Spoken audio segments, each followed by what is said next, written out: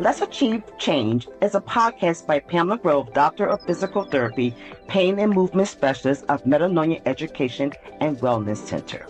My goal is to make you aware of various health and wellness topics.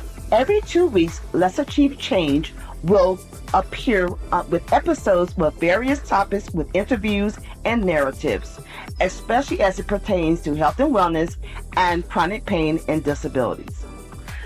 I propose to be the voice for those silent sufferers out there. If you'd like to learn more about Let's Achieve Change or Metanoia Education Wellness Center, please visit our website at changeachieve.com. Hello, thank you for joining me today on Let's Achieve Change. I'm Pamela Grove, Doctor of Physical Therapy, Pain and Movement Specialist of Metanoia Education and Wellness Center. Listen, if you want to make some changes, you have tuned into the right podcast. Now listen, don't forget to hit that notification button so that you can subscribe and you won't miss any future episodes on some changes you might want to make.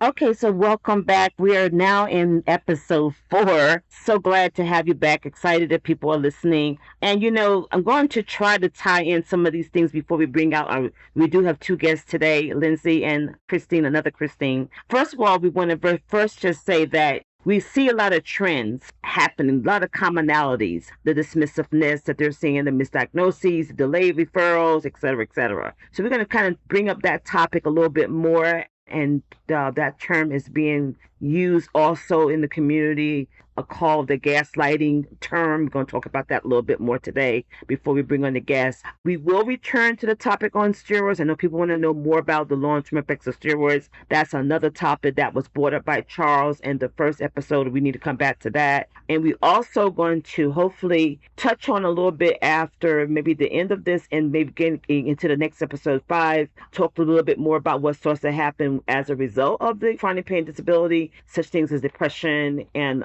financial situation changes, relationship changes, and all that comes with that. But today we're going to just go into a little bit more about gaslighting. I want to talk about Dr. Robin Stern. She coined the term in 2007, the gaslight effect, to explain the actual long-term effects of gaslighting, repeated gaslighting. And I want to give her credit, so I want to actually read her actual diagnosis directly so I don't misquote her, because she's due to have that type of credibility. So let me open that definition really quickly here to read that to you. So let me find that here. Let's see.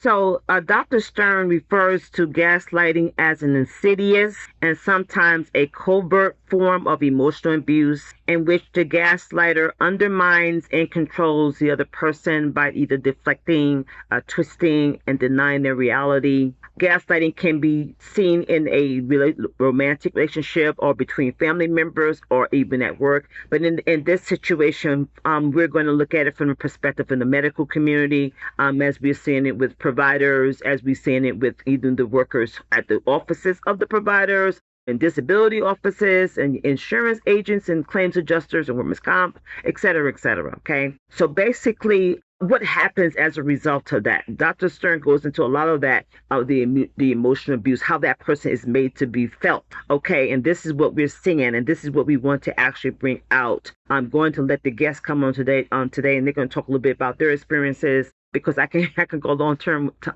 with this, and we don't have the time for that. So, okay, so we're going to bring on the first guest will be Lindsay, and then after that will be Christine, and this is another Christine. Thank you. Thank you so much for joining me today. What we're going to try to do, we're trying to talk to as many people as possible who have struggled, Lindsay, with different types of disability. My goal is to get the public more educated on, I guess, what you guys have felt or what you have experienced. Maybe we can make some changes in the public sector. Okay, so before we dive into the questions, can you please just tell me what started your disability? Like, when did it start? Can you tell us a little bit about that? So I was 17 years old. I was in a music class. Wow. And all of a sudden, I just felt something just kind of like go over me, like on the inside, like kind of like a wave. What? Okay. And I didn't know what that was. I had never felt that before. Okay. So I was like, So my friend asked me, "Are you okay?" Because he noticed that I was kind of zoned out. Yeah. I was like, "Yeah, it's kind of weird." from that day until like 20 years, Wow. every month, Oh my. every month I had that, and it just built up and built up. And I learned that was called a petite mal seizure. Okay. It was a small seizure, Okay. but they were going to start growing. I didn't know, but Mhm. for 20 years they grew into grand mal seizures. Wow. Wow. And so I was 17 when Okay. it started. Okay. Mhm. So let me ask you this. So when it first started, I'm quite sure that you didn't go right to the doctor right away. So did you try to go often? Were you misdiagnosed? How did traditional medicine help you, or did it help you at all? How did that go? Okay. So when I went to college, I was 18. Okay. And so I went to one of the doctors on campuses. We had a regular, checkup or whatever. Mhm. And I shared with the doctors what was happening Okay. in my body. Okay. And I said, my sister said it's anxiety attack. Okay. Okay. And so he just let it be. He's like, okay, you're having anxiety attacks. He didn't help me figure out if that was the truth or not. Oh my goodness. Okay. So when I graduated from college, Mhm. I was 22. Right. I went to see my, get a regular checkup for women, get your body checked. and Right. everything. Right. And she just asked me, she's not even a neurologist. Right. She just asked, she's an OBGYN. She said, is there anything that bothers you at all? Mhm. Okay. And I was like, well, sometimes I have anxiety attacks. Okay. Okay. And she said, well, how does that feel? Uh-huh. I said, like somebody put their hands in water and sprinkled it on my brain. Wow. She said, well, that doesn't sound like Sounds like anxiety. exactly. It sounds like seizures. Wow. Okay. So she sent me over to get checked. Young, beautiful, young black woman. Okay. Took some time. Awesome. This black woman, Yeah, awesome. But nothing was showing in my brain that I was having seizures. So no lobes. Wow. Nothing was showing seizures. So did they start, not to interrupt you, but did they start at that point when she sent you over to get checked out? Did they start doing an MRI or CT scans? Is that what they started? Yes, Okay. They started doing the MRI, Okay. CT scans, Mhm. and then they That didn't was find anything. Wow. They weren't finding anything. But at this point, I started having them. Wow. Like full-blown grand mal seizures. So I knew I was having seizures between the age of 17 to like 24. okay. That was when I knew, and it's not a question I'm having. I'm falling on the ground in front of people. Exactly. Yeah. Having seizures. So Right. they just couldn't, they didn't see it. Wow. in That's my body. crazy. That's crazy. So when were you finally diagnosed? I mean, when did they finally recognize it? How long did that process take? When did they actually have to? That probably took 15 years. Oh my Lord. Oh my goodness. Oh my goodness.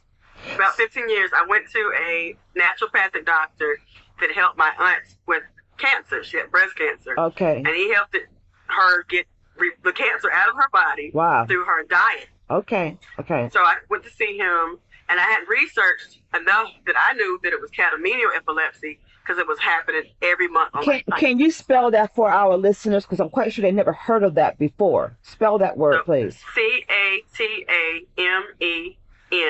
Catamenial. Okay. Catamenial. Okay. Okay. Catamenial epilepsy. It was Okay. happening on my cycle. Okay. And every month. So I'm like, I know that this Wow. is having a seizure on my cycle, Mm-hmm, mm-hmm. And it would maybe last for like 3 days out of 5. So I knew, okay, this is called catamenial epilepsy. I go to the neurologist. No, I'm sorry. No, I went to the neurologist at Emory. Okay. Okay. And I told her about it. She's like, no, that's not what it is. That's not what that means. And I'm like, it is. How old were you when you went to Emory about that time? How old were you about? I was probably 30. Wow. 30. Oh my gosh. Lord have mercy. Yep. Oh goodness. And so what happened was I went to my aunt's doctor. She's like, just go to my doctor. He's a naturopathic doctor. Mm-hmm. The day I went to him, he knew that it was catamenial epilepsy. Wow. He had gone to Duke and Harvard, older black male now. Okay. But when he was there, he graduated the top of his class. Wow. And he said he asked God to give him somebody one day who had catamenial epilepsy. Isn't that something? Because it was so rare when they taught it to him in class. Uh-huh. It's so rare. Like, it's 7.8 billion people on Earth. Wow. 11% of them have epilepsy. Right. 3% of them have catamenial epilepsy. Wow. It's really tiny number. Percentage, yeah. Yeah. But he knew what it was. Interesting. And so he sent me over to doctors that he knows that they are in their own network. Okay, yeah. He's like, she has catamenial. They checked me out. And one of the neurologists was like, can you smell that? I've never heard of it. Right, exactly. And he looked it up and he saw it. He said, this is interesting. Mm-hmm. Long story short, that's when it was finally diagnosed. I had 3 doctors Mm-hmm. say yes to the same issue. Okay, yeah. so let's go back a little bit. So when you were going through the stage where it wasn't diagnosed, you were having these experiences every month, okay?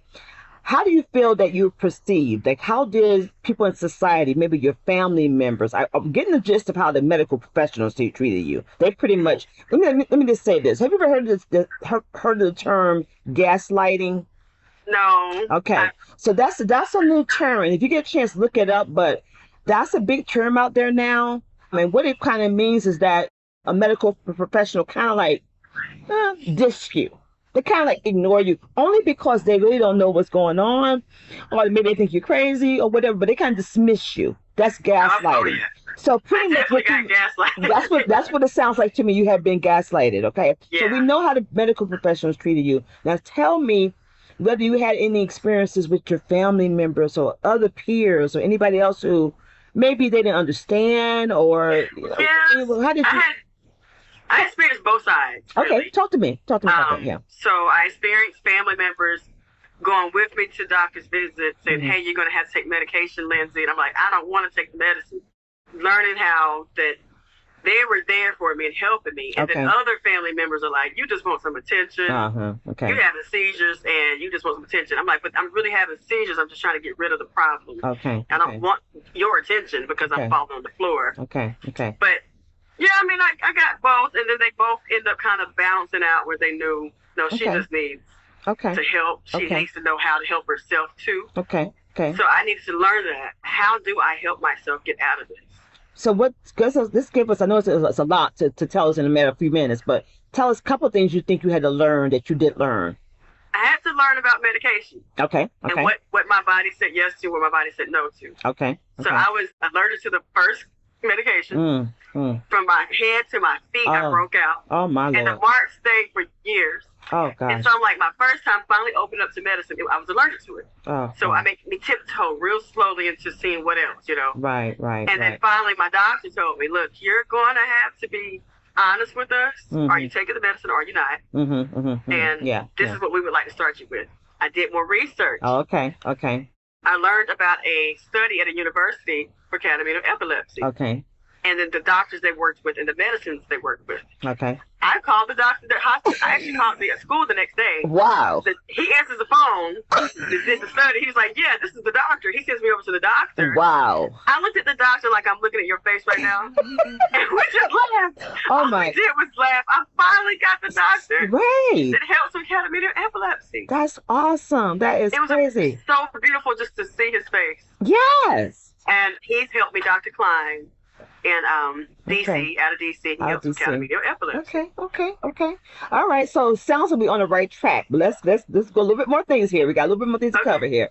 So while you were experiencing all this, did you have a hard time working? Did it affect your finances? My Lord. So talk to me about that. How did that work? I couldn't work. I actually got gaslighted out of a staffing company. Oh, Lord. I was on my way to work. I was 30 minutes early. Got the job through a staffing company, and I started having a seizure in the car. Oh my God, yeah. And I was like, "You're gonna get up and you're gonna go work." And it was the weirdest thing, me fighting, like trying to walk and fight this thing because I was told that I didn't want to work. Like I do want to work. Exactly. So in the middle of the seizure, I'm standing up and I'm falling out the car like, "You're not gonna be able to do this." No, yeah. So when they found out that I had a seizure, they let the staffing company know, and they cut me off. And the guy came and told me, I knew it. Yeah. But he told me after he worked there, he said they stopped working with you because you had that seizure. Exactly. Yeah. They would be liable. They know they're going to be liable, and they want their liability. Yeah, they want their liability. No. So I'm not trying to get too personal, but we need to know the people need to know about this because this is important. So because you could not work, how did you survive? How did you manage? Oh, my Lord. I moved in with my mom for a while. Yeah. I started a company. Wow. Trying to figure out something about maybe I could start my own business. Yeah. Just give it a time. I went back to school. Wow. Went back to college. Got a master's in operations management for the business. And just like you got to get your way out of places that you're in. You got to make yourself get out of that. Yeah. And but it was difficult. You can't work over 20 hours. I couldn't. So you did finally get disability then? I got disability. I applied for the first time. They told me no. Okay. And then I was sitting there like, what am I supposed to do? Exactly. I talked to a doctor. He said, you apply again. Apply again. And then it'll be like a whole other level of whatever they do back. Yeah, that'll be more judicial stuff. But what was the reason why they denied you? What reason they gave you why they denied you the first time? They didn't think I really had a disorder. They placed it on something like that, which wasn't true. Yeah. And my doctor told me, go back and do it again. You'll get it. I was like, what? Okay. I just did what he said do. Yeah. And I did receive it. Did you have to get an attorney? It's a company called Myler Disability. Okay. They are phenomenal. They'll do all the work for you. Okay. Myler Disability. That's good. They went back and got the work for me, got my disability, got everything together. I'm glad to have this on tape because there are going to be many people who are going to be listening to this, and so it'll be helpful for them who've been trying to get disability. It might help them in that process. So you don't know how much you've been a blessing today, Lindsay. You don't know how much you've been a blessing. I'm telling you, I'm serious about that. So if you had to be able to say something to society, some word of wisdom, because you know what you went through, how you were affected, what would you say? What would you think would be helpful? You have to have self-respect. You have to love yourself enough to care for yourself, to make sure even if I get played by doctors, I'm going to figure out what's wrong with me, and I'm going to find out the problem. Okay. And we're going to figure it out. Just figure it out. Okay. Figure it out. Good job. I like that. So how do you handle your inner problems, your inner thoughts when you were battling in your mind? How did you handle that? What was your go-to? Jesus. All right. Well, good. Say it if you got to say it. Yeah. He was my go-to. I would listen to the word. I would listen to pastors, and it just kept me uplifted. Okay. And if I would listen to something that was heavy, like a song, it'd make me sad. Yeah. If I listened to words that were sad, I would go there. But if I would listen to words that were powerful and happy and confident, like you're going to make it through, don't give up, things like that. Yeah. Worship. Yes. And help me stay lifted up. All right. That's good. That's another good word. You give us a good word today. So how long have you been seizure free, or are you on medication now? You have medication? I'm on medication. So how long you been? Specialist. Okay. It's been 3 years now. Okay. And I literally haven't had as many seizures. Praise God. It's good to hear that. That medication was right for my hormones. Oh, yeah. Okay. And I learned that I was having seizures from my hormones up to my brain. Wow. Not my brain down to your my hormones, body. Yeah. So they were treating me the opposite way. Yeah. Yeah. Oh my God. Oh.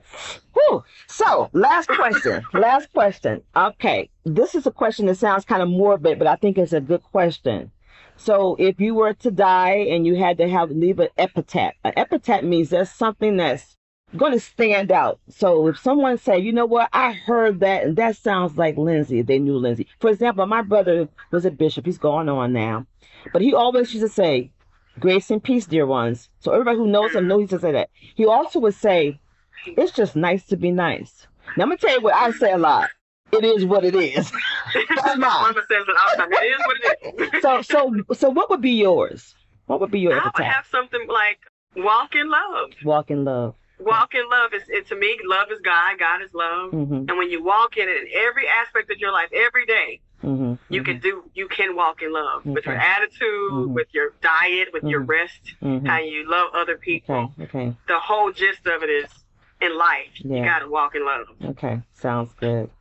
Well, anything else you want to add? I'm just loving you today. I'm walking in love. I'm loving you coming on and taking time. You just know how much you're going to be a blessing. You really don't have no idea how much you're going to be a blessing. I'm telling you. I just really want everybody to know about applying for disability. Yes, and ma'am. do it twice if you don't get approved. Myler Disability, they're helpful. And what was the company that helped me with my student loans? I had $100,000 in student loans. Wow. And NailNet. Okay. It's a 3-year process, sorry. Okay. And you just have to be a part of their program, and they say yes for the first year, second year, third year. Okay. And they can erase your loan. Wow. If you are in the position that you need that help. Right, you need the help.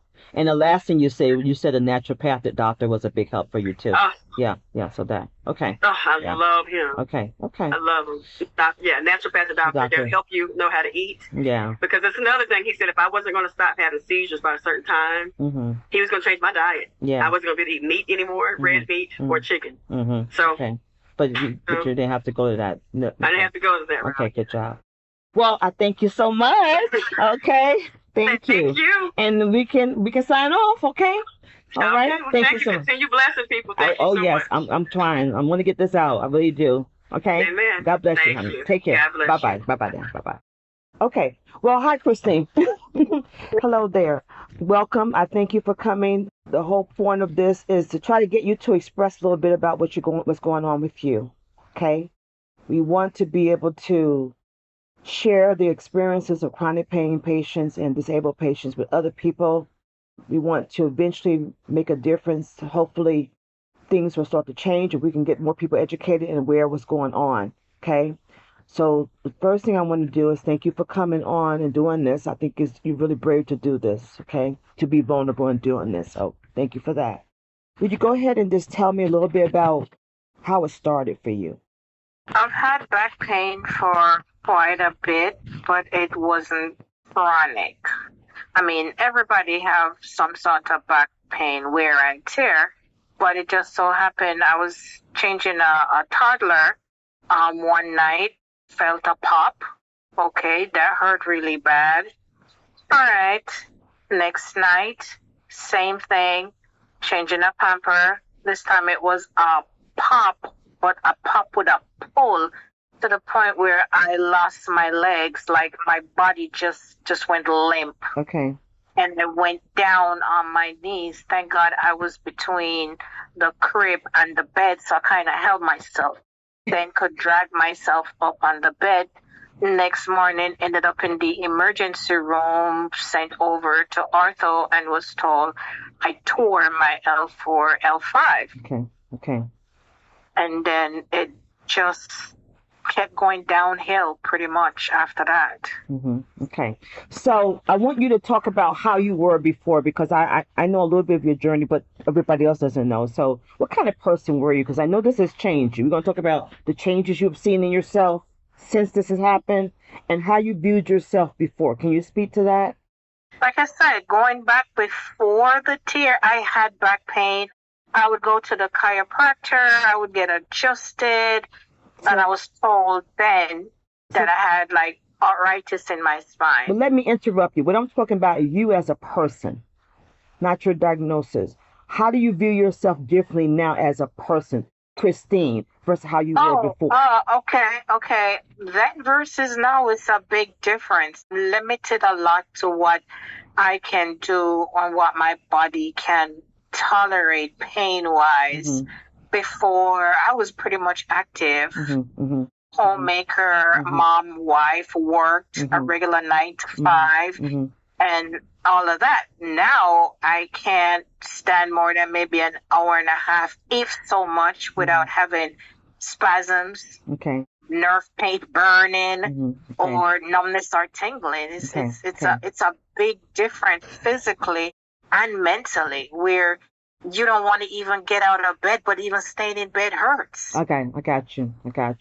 How has it affected you? Like you talk about how you feel like you don't want to get out of bed, but has it affected you from the perspective of that you feel as if it's changed who you feel that you are? I mean, who you are inside, who you feel that you have the capabilities of being? Has it changed? Most certainly.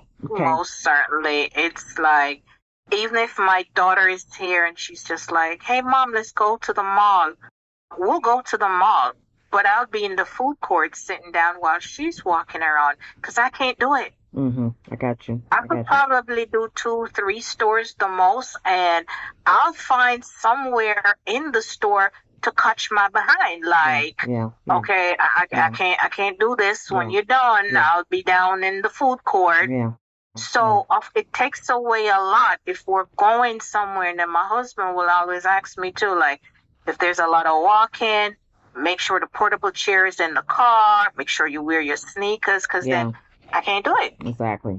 So do you feel as if based on what you have experienced, do you feel as if you had disappointment, or you feel as if anybody has not understood what's going on with you? Like, for example, medical professionals or family members or anybody. Do you feel as if they don't quite understand what's going on with you, and you've been very disappointed or hurt by All that? of the above. Okay. All of the Can you above. speak to Like that? Yeah. trying to explain to family members, and they're hearing the same thing. Oh, this hurt, this hurt. After a while, they tune you out. Yeah. Because it's the same thing every day. And you can tell me all day long, oh, Chris, my head hurt. I'm going to say to you, okay, Pam, take 2 pills. You'll be fine. Yeah. I really don't know what's going on in your head. Exactly. So speaking of family and friends, it's always, oh, you feel better soon. And I'm like, honey, it's been years. I don't know when that soon is going to get to me. Now, on the other end with physicians, yes, I've pretty much felt like I've been swept under the rug, not given the chance to actually explain, or coming in, oh, no, you have this. We can fix that. We can fix that. And then given the injection that did nothing, and then being told, oh, yeah, now we can just rule that out. Yeah. That was a waste of you pumping drugs into me that I did not need. Exactly. You ever heard the term gaslighting? Yes, I have. So what do you think that means to you? Do you feel you've been gaslighted? Oh, yeah. Going back to what I just said, one particular ortho doctor was insistent this was ball and joint. And I kept telling him that it was not. Oh, no, I can fix this. I can fix this. Oh, you're going to walk out of here so much better, da-da-da-da-da. Sure enough, I had lidocaine and steroids, and for 3 days, I pretty much could not walk. Wow. Okay. So when I went back to him and I told him the pain was even worse than when I came in, he says, oh, yeah, we can rule that out now. Then why would you amp me up to say, oh, yeah, this is going to be it? But then again, you didn't listen in the first place. Exactly. Okay. So we know that this is going on. We know that it's hard for people to understand what you're feeling. So if you could make some changes, if we could go to Congress, if we could go to the medical board, what would be some of the things that you would want to advocate to be different? Well, for one, don't tell people or assume you know what a person is going through inside. I can't feel your pain. You cannot feel mine. Okay. I have applied for disability since 2016. It's 2024 now. Wow. I have been denied 3 times. Even with it going to federal court and coming back to regular court, they still denied me. And what was their reason? What was the reason for the denial? What did they say? The last one, to be honest, Pam, I really don't know, because when you're in court, there is a OT there, and then the judge will ask you a question and then ask OT that you can already tell she is reading something that's scripted from maybe 1824. Well, was it OT someone who worked with you? No. Wow. Never seen this person. Wow. It's just somebody appointed by the court to give their opinion, to say, hey, her back hurt, but she can do a job for 4 hours. She can sit down. So the last hearing was, is there any 4-hour job where Mrs. Harriet can maybe lay down for 15 minutes and then go back to that seated position? And her answers was no, not to her knowledge. They still denied me. And my lawyer was just like, again, I've even been to a Social Security doctor that works for the state that approved me, and the judge still denied me. So where are you now with that process? Where do you go from here? It's back in federal, trying to find a different judge, because I've had the same judge all 3 times. Okay, I got you. So they're trying, the Social Security doctor was like, your file is so thick, I was not able to go through all but skimming on the top. You have done everything that is recommended to do. You're going to pain management. You're going to physical therapy. You're taking all the narcotics. You're doing this. You're doing that. And nothing has gotten any better. Now, we don't want to bring up race, but we know we should deal with this because I'm hearing different information from people of color. Well, she did. Dr. Brooke brought up race. So talk to me about that. Speak to us about that. She did. She's just like, she didn't say it in so many words. Her gesture was to her palm to say, if you were this complexion, she said, you'd not be having this hard of a time, because I have people that have way less issues than you do. Wow. And first try, they were approved. And this person who said the palm thing, what was her? She was our caller. Okay. What was her position? What was her title? She's a MD. She's a medical doctor. Interesting. So she's an MD for Social Security. She works for the state of Georgia as a Social Security doctor. That's who they send their patients to. I got you. Okay. You're telling us some good information because this is what kind of stuff we need to get on the record. So when we get ready to try to make some changes, this is the kind of stuff we want on record. Okay, so now you can sit behind your desk. Put it this way. This is how I think of it. You can come to work with the nastiest migraine, like flashes, explosion going on in your head, but you have to show up for that 9 to 5. Yeah. And us women will show up. Yeah. Because we know how to grin and bear it. Yeah. That doesn't take anything less from the fact that your head is exploding. So they feel like if you function, that's one of the things I find ironic too, when you look at my doctor's notes and it says, well-dressed female. Yeah, exactly. No signs of distress. Exactly. Okay, should I come in, look like I didn't shower from last month? Yeah. My hair is now combed. I'm ungroomed. No. 90% of society know how to mask. That's really well. Exactly. We put on a mask. Exactly. And that's what the irony of, like you said, of this is that they determine that how a person looks. You look and how they feel. And how you feel first, and that makes a decision. And that's horrible. That's really horrible. Yeah. These things got to be changed, but we're going to have a long journey with this, but we're going to keep pressing with this. Hopefully this is going to be one of the things that's going to get out there for publication. So, because like you said, how can someone not be inside your body and know what you feel, but they can make a determination based on what they think they see?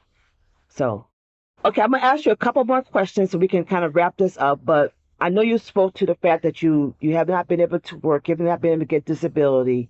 So, and this might be a personal issue, but can we deal with the situation? Has it affect your relationships or your finances as far as? It has always worked. Even now, trying to have a home business is a struggle because it's a business where I have to stand, and there are days when I can't get it done because the pain in my hip it's no. So yeah, we went from 2-income family now to a 1-income family. Yeah. And at how things are now with inflation, it puts a big strain. Yes, it does. Yeah. Okay. So I guess my next question would be is, how do you make yourself feel better? Because you have to make yourself feel better. You know that this has been a long journey for you. You know that there's no end in sight for a while, and if it will be any end in sight. So how do you make yourself feel better? For one, pray a lot. Good. Okay, I see that. Pray a lot. Ask God to really grant me healing. Because we're in the big pharma area where if you go to the doctor and says, oh, when I sneeze it burns, you get a prescription. A lot of those prescription leads to something else. I can testify to that. I was on so much neurotics that I ended up with a tumor on my kidney Oh, that was never there. goodness.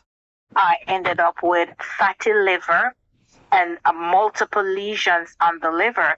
And my MD at the time was just like, this is all from the meds that you have been taking. And this is in your medical records as well. It is. Yeah. It is. Okay. So spiritual edification, you do that. What else do you do? Try to spend time with family. Mm-hmm. Try to spend time uplifting and encouraging myself. Mm-hmm. Try to do my physical therapy as much as I can. Mm-hmm. Try to stay consistent. And sometimes I'm not going to say, oh, I get up and I do this every day. Challenge the fatigue that gets you. That struggle. Like I said, there are many mornings that I do not want to get out of bed. I don't want to face the day.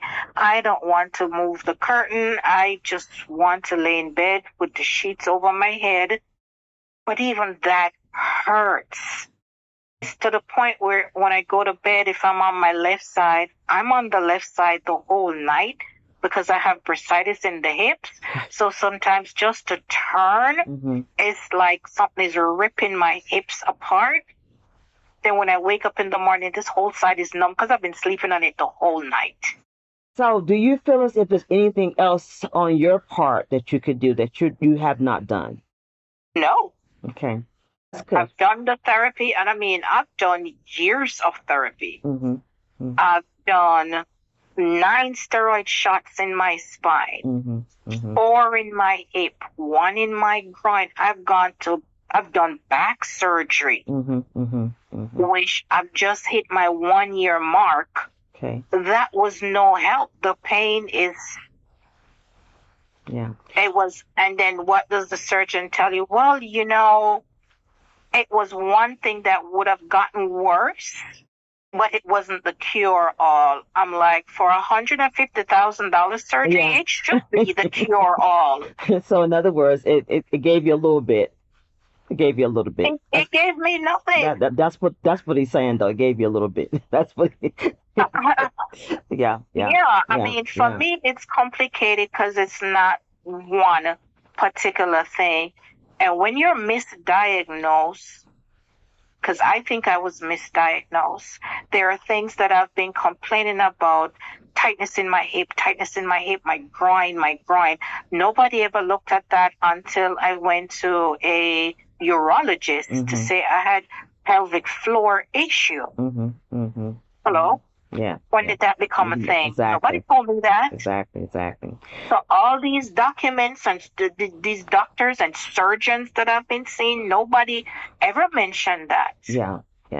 So we can sum up to say that there's a lacking of effectiveness, for lack of a better word. It's that in a nutshell, and we find the source and not try to just treat the symptoms. Yeah. Which is what they do. Like I said, now I'm allergic, I think, to anything that has codeine. Wow. I'm allergic to morphine. I'm allergic to aspirin.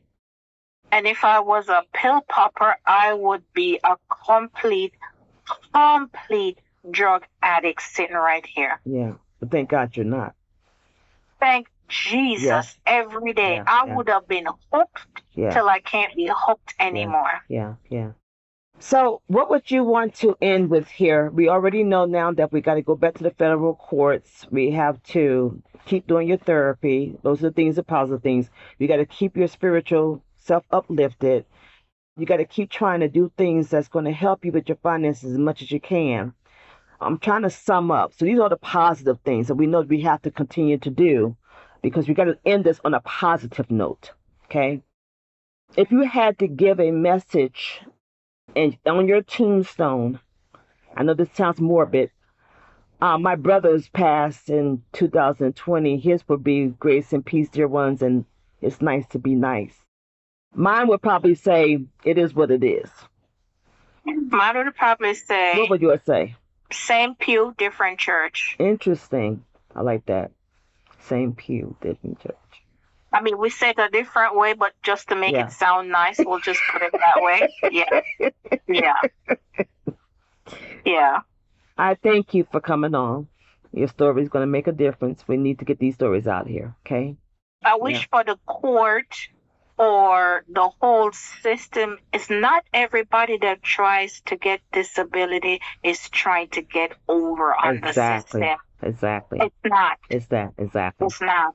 And when you see a particular patient or person going through this for a period of years and have tried everything that you have suggested and gone beyond, when do you give them a break? Exactly. That's what we're going to throw out there. Okay? I appreciate you. Stay encouraged. Keep doing the things you got to do to keep yourself uplifted, okay? Okay, we appreciate you getting this out to the regular person out there. Yeah. Thank you, Christine. Okay? Thank you, Pam. Okay. Bye-bye now. Have a good one. Okay. Bye-bye. You too. Okay. Bye. Okay, so we're going to thank Lindsay and Christine for their ability to come on and be brave and discuss their journey. I want to try to conclude a little bit more about the gaslighting. I think you kind of got the sense of the fact that, they both experienced some form of dismissiveness, and the other guests on the other 3 episodes as well, because either the lack of continuity or the delayed referrals. And Dr. Stern goes over in her book what's called the Gaslight Effective Recovery Guide. And basically that's what that is trying to get the person to realize that, become more aware of their feelings and begin to trust themselves again. Because as she mentions in her book, that person who's doing the gaslighting is making you feel as if you're the problem and not them. And sometimes it's because maybe they don't feel good about themselves, or they're not sure of the situation or how they handle the situation, and they don't know. They don't know the answers. But instead of being honest and saying that, they want to deflect and make you feel like the smaller person. But anyway, we want you to try to trust yourself, being able to reach out for support, and you seek happiness within yourself. So next episode, which will be episode 5, we will try to bring out a little bit more about some of the other things that are happening as a result of chronic pain and disabilities that people experience, such as the depression. You see that coming out with the other people that have been interviewed, as well as today. Also, some of the financial struggles and the relationship shifts and things like that. That will be talked a little bit more about in the next episode. Okay? So thank you so much again for listening in, and we will talk to you soon. Remember, continue to achieve change. Thank you for tuning in today at Let's Achieve Change. Don't forget to like, share, and subscribe. You will find out more about Metanoia Education and Wellness Center on our website at changeachieve.com. We welcome your questions and your feedback. Please feel free to fill out the form on the website and we will contact you directly. I pray that you prosper and be in good health, even as your soul prospers. Remember, it's all about the change. Thank you.